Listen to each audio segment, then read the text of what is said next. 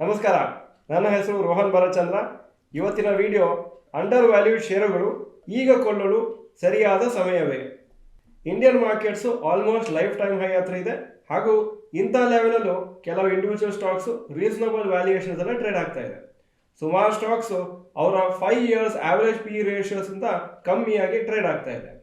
Usually average P ratio ಅದು last 5 years ನೋಡಿಕೊಂಡು ಇವತ್ತಿನ ಪಿ ರೇಷಿಯೋ ನೋಡುವಾಗ ಸ್ವಲ್ಪ ಕಮ್ಮಿ ಇದ್ದರೆ ಅದ್ರದ್ದು ಮೀನಿಂಗ್ ಏನಂದರೆ ಈ ಸ್ಟಾಕು ರೀಸನಬ್ಲಿ ವ್ಯಾಲ್ಯೂಡ್ ಇದೆ ಅಥವಾ ಅಂಡರ್ ವ್ಯಾಲ್ಯೂಡ್ ಆಗಿದೆ ಅಂತ.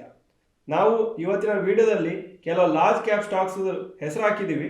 ಅದೆಲ್ಲನೂ 5 year ಆವರೇಜ್ ಪಿ ರೇಷಿಯೋಗಿಂತ ಕಮ್ಮಿಯಾಗಿ ಟ್ರೇಡ್ ಆಗ್ತಾ ಇದೆ. Asian paints 5 years average P ratio 77, current P ratio 69. Bajaj finance 49 5 years average P ratio, current P ratio 35. Bharti Airtel 109 ಹಾಗೂ 47. ಬ್ರಿಟಾನಿಯಾ 57 ಹಾಗೂ 54. ಐಷರ್ ಮೋಟರ್ಸ್ 38 ಹಾಗೂ 29. ಆರ್ಮೈ company HUL average P ratio 5 years 67, current P ratio 58. Infosys 25 average P ratio, current P ratio 23. Mahindra 20 5 years average P ratio, current P ratio 17. Maruti Suzuki 40 average P ratio 5 years, current P ratio 30. Tata Motors 38 ಹಾಗೂ 20 ಹಾಗೂ Bosch 5 years average P ratio 37, current P ratio 36.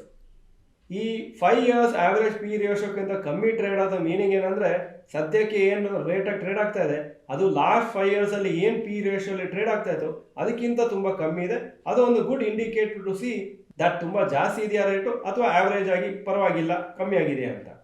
ನೀವು long ಟರ್ಮಿಗೆ ಕೆಲವು ಸ್ಟಾಕ್ಸನ್ನು include ಮಾಡಬೇಕಂತಿದ್ರೆ ಈ ಥರ ಸ್ಟಾಕ್ಸನ್ನು ನೋಡಿಕೊಂಡು ಮತ್ತೆ ನಿಮ್ಮ full complete fundamental analysis ಮಾಡಿಕೊಂಡು ಮತ್ತೆ ಯಾವುದೋ ಸ್ಟಾಕ್ಸ್ ನಿಮಗೆ ಅನಿಸ್ತು 10, 15, 20 ವರ್ಷ ಪೊಟೆನ್ಷಿಯಲ್ ಇದೆ ಚೆನ್ನಾಗಿ ಮಾಡುತ್ತೆ ಅಂತಿದ್ರೆ ಆವಾಗ ಆ ಸ್ಟಾಕ್ಸನ್ನು ನೀವು ಮಂತ್ಲಿಯಾಗಿ SEP ಮಾಡ್ಬೋದು ಅಥವಾ ಲಂಪ್ ಸಮ್ ಅಮೌಂಟು ಕೆಲವು ಇನ್ಸ್ಟಾಲ್ಮೆಂಟ್ಸಲ್ಲಿ ಆ ಸ್ಟಾಕ್ಸಲ್ಲಿ ಇನ್ವೆಸ್ಟ್ ಮಾಡ್ಬೋದು.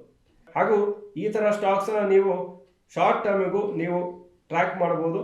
ಯಾವುದಾದ್ರೂ ಒಂದು ಇಂಡಿಕೇಶನ್ ಪ್ರಕಾರ ಬೈ ಝೋನಿಗೆ ಎಂಟರ್ ಆದರೆ ಆವಾಗ ನೀವು ಶಾರ್ಟ್ ಟರ್ಮ್ಗೂ ಅದನ್ನು ಪರ್ಚೇಸ್ ಮಾಡಿ ಟೆಕ್ನಿಕಲ್ ಅನಾಲಿಸಿಸ್ ರೂಲ್ಸ್ ಪ್ರಕಾರನೇ ಬೈ ಆ್ಯಂಡ್ ಸೆಲ್ ಮಾಡಬೇಕು. ಯೂಶಲಿ ಈ ಥರ ಸ್ಟಾಕ್ಸು ಸ್ವಲ್ಪ ರೀಸನಬ್ಲಿ ವ್ಯಾಲ್ಯೂಡ್ ಇದರಿಂದ ಮಾರ್ಕೆಟ್ ಅಪ್ ಟ್ರೆಂಡ್ ಕಂಟಿನ್ಯೂ ಆವಾಗ ಈ ಸ್ಟಾಕ್ಸು ಸ್ವಲ್ಪ ಜಾಸ್ತಿ ಮೇಲೆ ಹೋಗೋ ಚಾನ್ಸಸ್ ಇದೆ.